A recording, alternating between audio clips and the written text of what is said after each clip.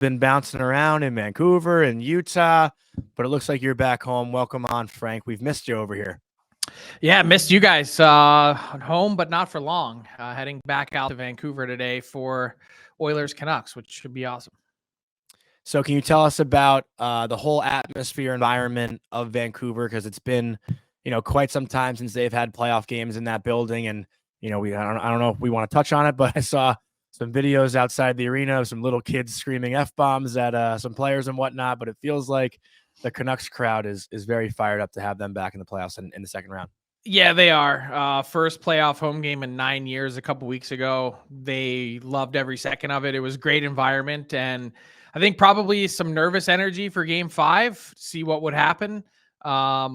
And obviously they weren't able to pull out the victory, needed game 6 in Nashville, but I'd expect this all Canadian matchup, which honestly, it's kind of amazing that these teams have only met. This will now be the 3rd time in the playoffs ever.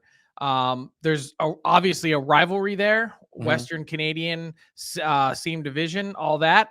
But it'd be nice to see that ramp up a bit. And I think watching these two fan bases on social media so far has been pretty awesome. Yeah. I actually, before you chime in, I have one question specifically about that series, because I think it's somewhat relevant. You talk about regular season matchups and stuff. Winnipeg sweeps Colorado in their regular season. Colorado wins that series. Boston won all 4 games against Florida in the regular season. Boston takes game 1. And I believe Vancouver won all the games against Edmonton this year in the regular season. So do you take that into account when thinking about a series prior, or is some of those games really early in the year, though, Frank, when they were on that awful 2-9? I think the first start? 2 was a back-to-back or a home and home. The first 2, were in the first week of the season. Yeah. I don't put any stock at all in the season series between these two teams. I mean, just look at the way Colorado thrashed Winnipeg. I mean, the Jets crushed them in the regular season. They outscored them 17-4, and it meant absolutely nothing.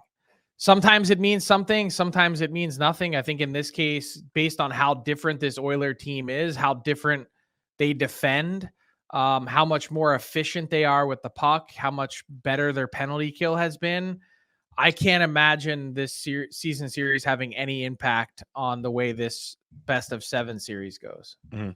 Agreed. Frank, let me ask you a question, because I've played and been on teams that have gone through Canadian stops in the playoffs. That in the 2011 year, it was Montreal and it was Vancouver. And hockey playoffs in Canada are just, no matter how good we think they are here, it's just a whole nother level in Canada. It's like the NFL playoffs. So when you have 2 Canadian teams, is it just something that I can't even imagine, Frank? Because I never was a part of a Canadian franchise, so I've not witnessed it with my own eyes, but I would assume, is there an upped level of insanity around it because we've got 2 Canadian teams dueling it out here? Yeah, I think there is for sure. The last one I covered was the Battle of Alberta in 2022. That's just a great, maybe the greatest rivalry in the league. And you take that and you make it a playoff series, and it just went to the next level. I think, unfortunately for everyone, except for the Oilers, it was such a short series, a 5-game series that no one saw coming. That series was ridiculous in the sense of not just the fan interaction and the intensity, but also the games themselves. They were absolutely bonkers. If you remember, some crazy high scoring games where so many different things were happening. In this case, I think maybe my favorite part about being in Canada for a playoff series is that the entire city, like if you don't go to the game, you're out at a bar watching it. You're somewhere doing something. And so there's this, you mentioned it's kind of like NFL playoffs, except it's better than that because it's every other day. Yeah. And you look at this schedule now, and there are no extra off days. It's every other day for the next 7 games, and starting on Wednesday. And there's this like collective, like inhale, exhale of an entire city. Everyone's out on a game day. And then the next day, when there is no game, everyone is at home hibernating. Like, how long until the next game? I disagree. They're just talking about it and listening to every show. Does anybody work? Yeah. But no, but I'm saying at night. Oh, at night. Yeah. They don't leave. Like, they're like, hey, I'm not going out to dinner tonight. I'm not going to the bar. I'm not doing whatever. I am sitting at home on my couch and going to bed early because I know tomorrow night I'm getting less sleep and I'm going to be out spending money and I'm going to be probably hungover. Mm-hmm. And it's like wash, rinse, repeat every other night. So it's like, you're inhaling and then exhaling, and it's just this collective from the entire city, the entire market. It's an amazing sort of, I love going out to dinner the next night because no one's out. Mm-hmm.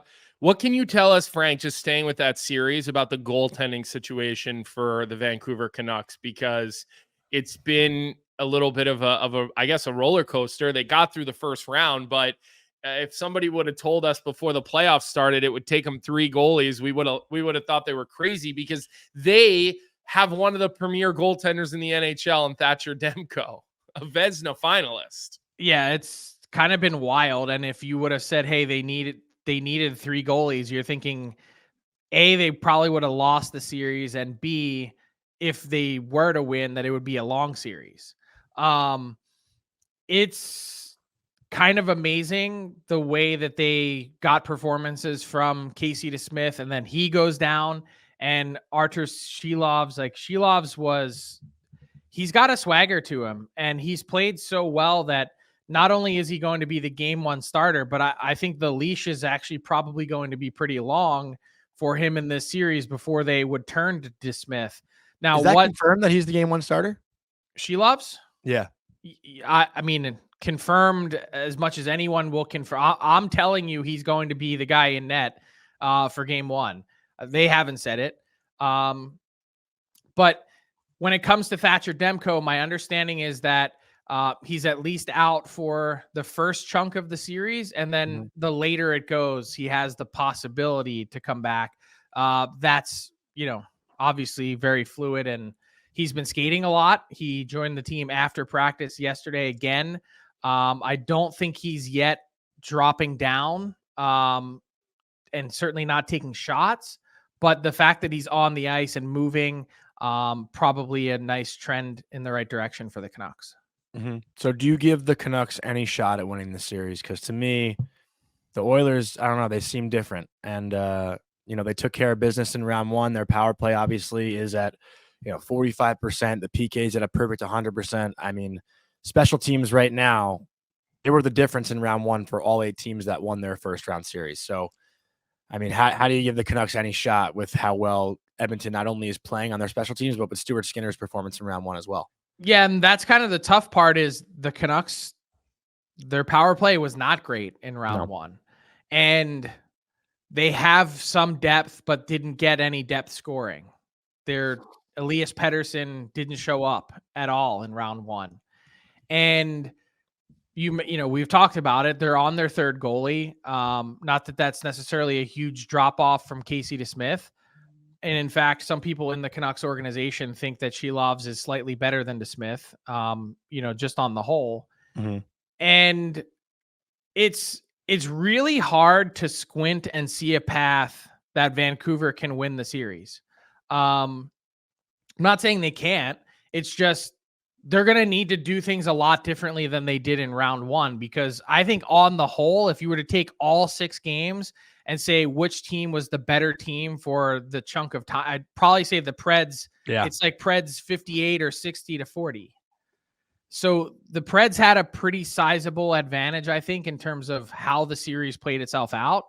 The Canucks were able to win. They showed a ton of fight. They had the comebacks. Like, there were a lot of, I think, emotional components to like about the Canucks. They didn't show a lot of panic, and certainly some maturity for a team that doesn't have any playoff experience. But then you contrast that with the Oilers, which was a very workmanlike, business-like round 1. They thrashed the Kings in 2 of those games.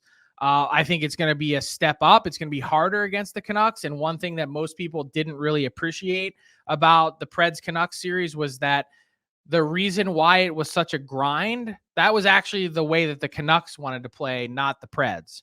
So they were able to gum it up, but you also just had an Oilers team play the Kings, who were tried to structurally at least slow things down, and that didn't work either. So I don't like if you're like, so you're going to need Elias Pettersson to beat Draisaitl. You're going to need Shelovs to outduel Stuart Skinner. You're going to need Quinn Hughes to dominate on the blue line. Like, you're going to need a bunch of things to happen all at the same time. And you're going to need the Oilers to shoot themselves in the foot because they have a penchant to do that. They just haven't shown that so far in this year's playoffs, which is a big reason why it's hard to kind of look past Edmonton here. Frank, is the media pressure as high on Pettersson in Vancouver as Marner in Toronto? No, but it's growing louder. And if he, doesn't come to play this series, then I think it's going to reach some serious decibels because you can't avoid it. Either something's wrong with him or something's wrong with his game in general, because he's not only is he not a force, it seems like at times he's barely involved in the play. What did you make of? He's just looked really,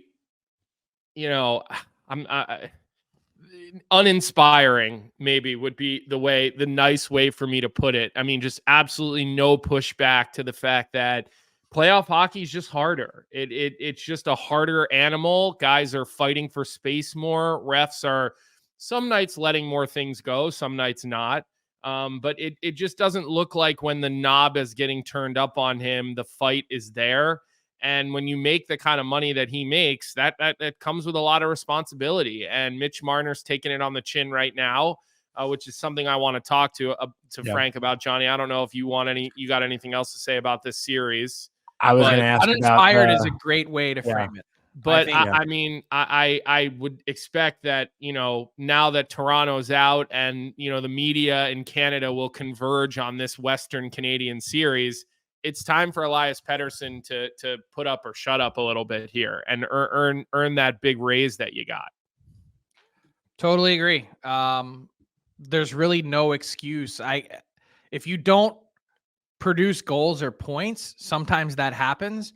But when you're missing the fight, when you're sitting on the periphery and to the outside of the ice, like, everyone can see that from a million miles away. And that's the part that deserves criticism. Yeah.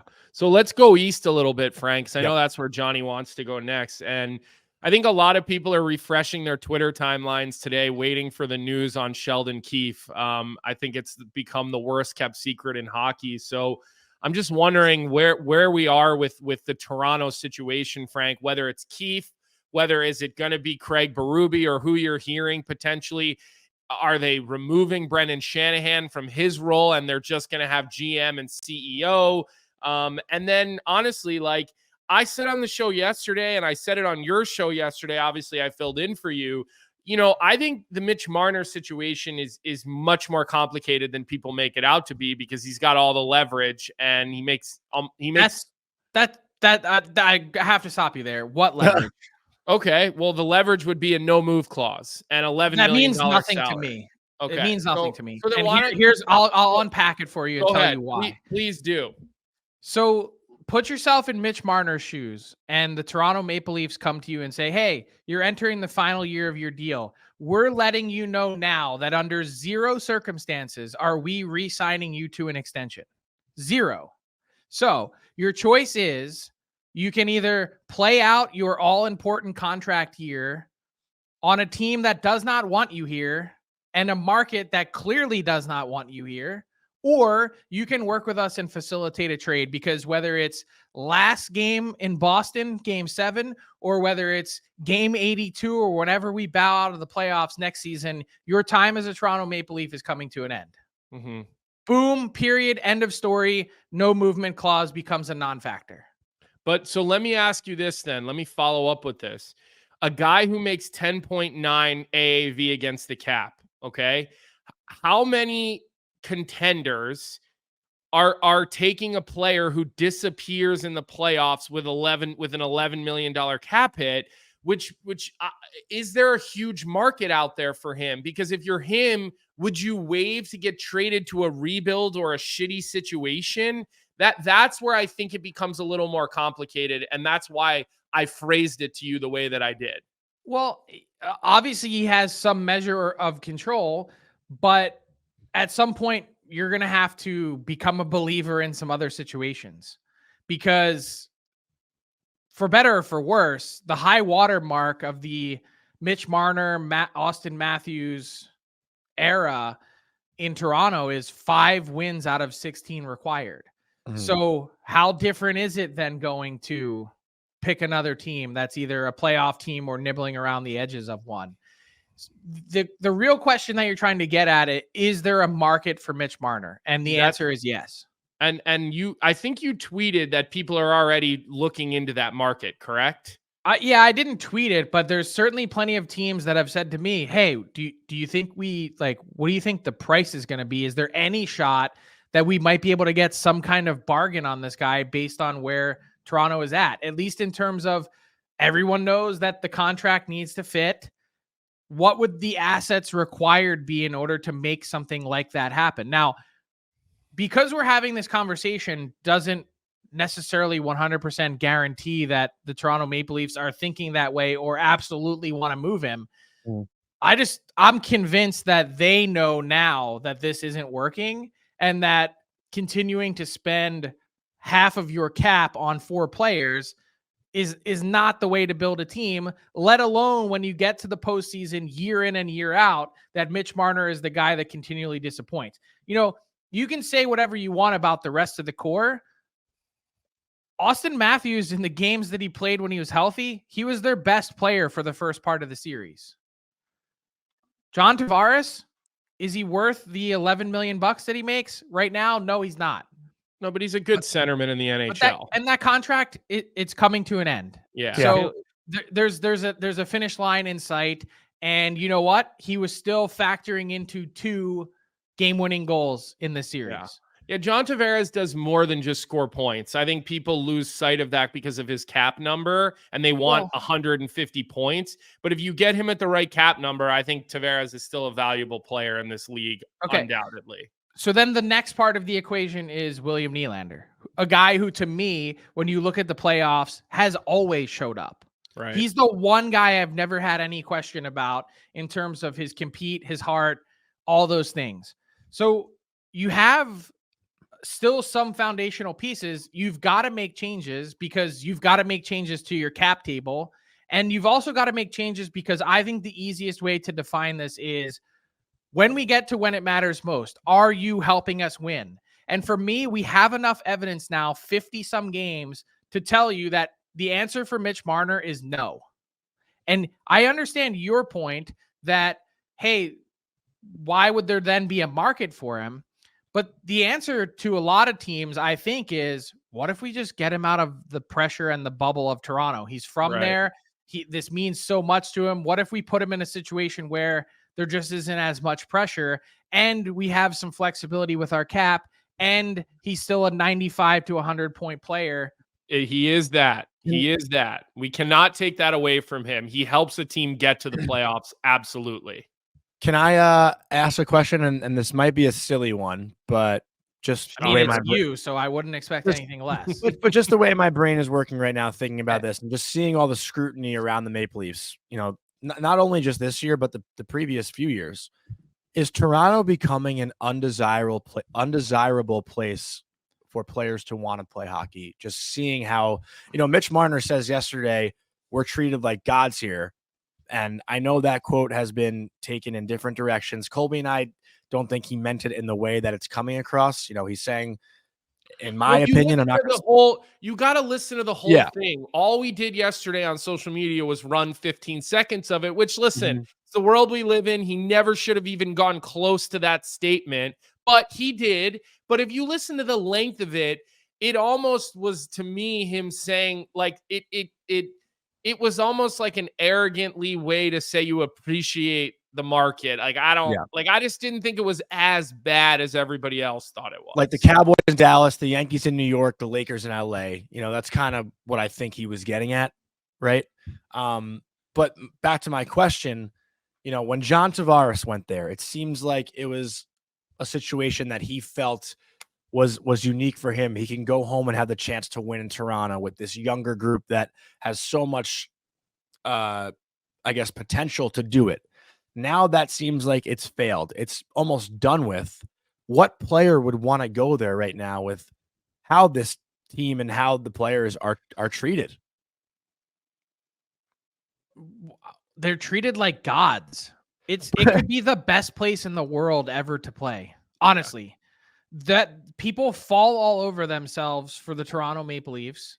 They've got more resources available to them and creature comforts and every single thing that you could possibly imagine is taken care of for free you. Free cars, free suits, free everything. Meals, free everything. But you can find that in other places too. No, you can't. Not on that. Not like they're treated there. Maybe no Montreal, one is treated like Frank. Yeah. Maybe Montreal. Maybe not New York.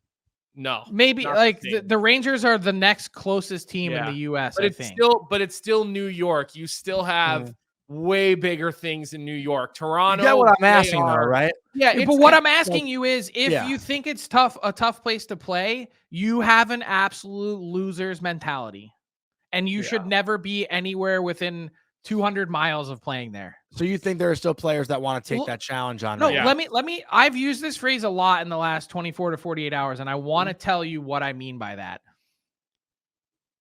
I think it starts at the very top of this organization. I think there is this whole idea of, oh man, the pressure here, everyone's watching us, the eyeballs, every single thing that we do is monitored and measured. And, we have to tread carefully because we're the Toronto Maple Leafs and you don't want to upset the market. And this is how they think internally. That's actually what they believe, that there's this huge pressure cooker, this cauldron that they're playing in. I think it's an absolute crock of shit. You think it's a myth? I do. Yeah. Have you ever heard, like, Johnny, you live in New York. Have you ever heard the New York Yankees be like, oh man, I don't know if we can manage the pressure of the market in New York?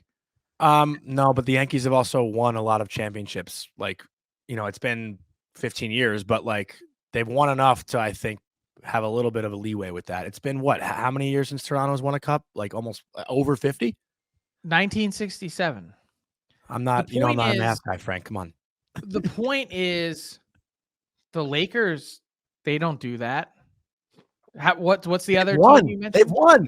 It doesn't matter. They don't go into every season thinking, "Oh my God, what's going to happen if we don't?" That's not how they operate. They're not like, "Hey, every single thing that we do in this market is monitored and measured and people are all over us." That's not how they operate. They're like, we are the goddamn New York Yankees. Yeah. And look, here's the other thing too, Johnny. I've had some close friends. James Van Riemsdyk played in Toronto and loved being a Toronto Maple Leaf. Mm-hmm. He absolutely loved it. There was pressure, but I think a lot of guys appreciate the pressure. Mitch Marner loves being a Toronto Maple Leaf. He's a Toronto kid. That's his team. Doesn't mean because you love it that you can handle it. Because that's a good point. You get to the playoffs and his body language crumples. Yeah, listen, it hasn't worked. And so, we're going to see what happens. I do not see any resolution with Mitch Marner anytime soon. I think this situation draws out a little bit, Frank. Can I add one thing? I think it permeates through every level of what they do. Look at Sheldon Keefe. Yeah. He walks around like a ball of stress. I know. Look at the difference from when he started that job to today. He's aged 70 years. The picture, yeah. Look, I can't comment on anyone and their aging. Okay. It goes through. If it starts at the top, then it goes to your head coach. Yeah. Then it goes to your players. There's nothing light about playing in that market, and it should be. Why are you guys in 2024 carrying around the demons since 1967? For what? It's not your fault that they didn't win 40 years ago. Yeah, in the but 80s. Frank, it is what it like. I agree with you that they shouldn't, but the reality is with social media and everybody's ability to have an opinion and have a platform, that's just it comes with the territory. It just does. It was the Cubs dealt with it. With the curse, the Red Sox dealt with it with their curse. They had extra. So it comes with the territory. The Rangers are even doing it, and it's been 30 years. In big markets. But I want to stay with Toronto, Frank, and I know we've only got a couple more minutes with you, but what is the latest about, Sheldon Keefe was told he doesn't even have to be in the player meetings. Look, I think we can assume that news is coming. But the question I actually have for you, Frank, because it's, they've been joking about it on TNT, and it seems like the whole world is saying Craig Berube is the front runner for that job. Do you have any idea of what's going on with the coaching front there? Well, they obviously haven't made a decision yet to axe the current guy that they have. I think everyone kind of universally, probably even Sheldon Keefe, expects that that's coming. You have a lack of results, you're going to have something on the other end of that happens, a shoe that drops. I think without a doubt, Craig Berube would be on their list, but honestly, I'm not entirely sold that he's going to make it that far. I don't know that they haven't acted quickly enough yet. And I don't think he's going to sit around and wait to see, hey, what happens with the Toronto Maple Leafs before he potentially takes another job. I think he went deep in the Ottawa Senators job search. Devils I think he's right at the top of the New Jersey Devils list. And I actually wouldn't be surprised to see, you don't think New Jersey's sitting there, hearing and seeing all the same things? Do they step up and get something like that done sooner rather than later? I think that's the thought process, is that, New Jersey's right there waiting, and it might even be a better fit for him. And when you see, and maybe Frank, correct me if I'm wrong here, even though there's a number of jobs that are available, every time one job closes, the pressure turns up with these other jobs, right? Because a candidate goes off the board, whether we think it's a good candidate or not. But I would think even if you're Berube now, you're like, okay, that's one less job that I have a chance at. There's only 32 of these in the world. Right now, there's only a few of them open of the 32. No, I don't know. I think for teams, there's pressure. I don't think for the individual candidate. In Craig Berube's case, he has next year left on his contract with the St. Louis Blues. So that takes the heat off immediately. And second, look at the situation right now. There are 7 openings. Keefe would make 8. Travis Green going to Ottawa would knock it back down to 7 whenever that's announced.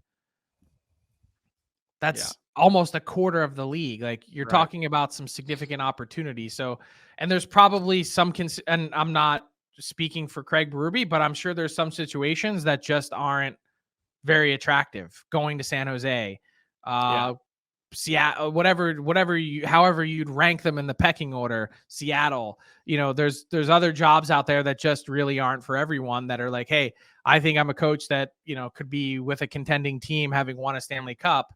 Let me see if I can get a team back on track.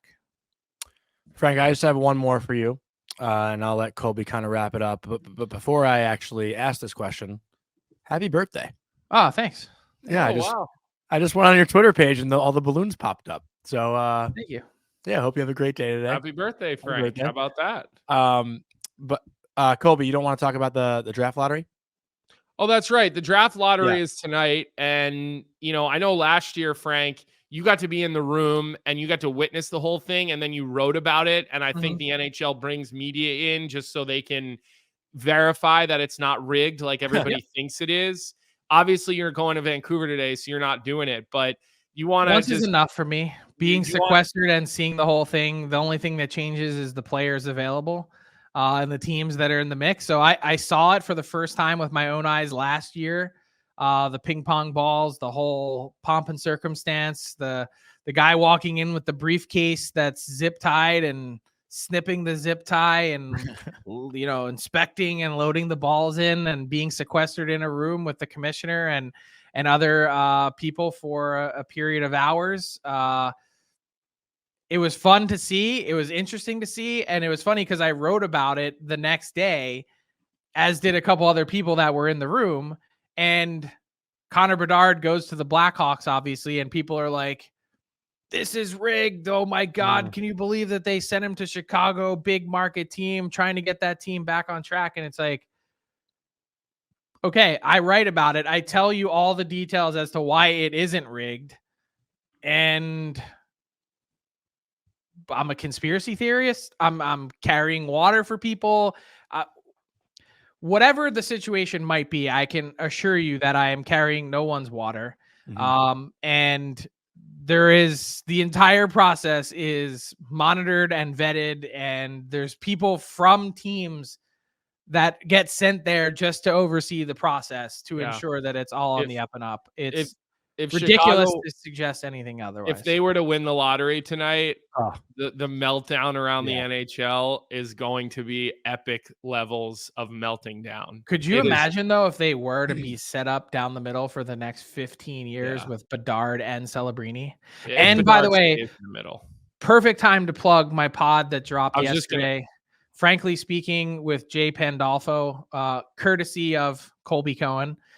He helped hook us up, and just a full pod on Macklin Celebrini and what he brings and what someone would be getting from his coach last season at Boston University. The Crosby comparison.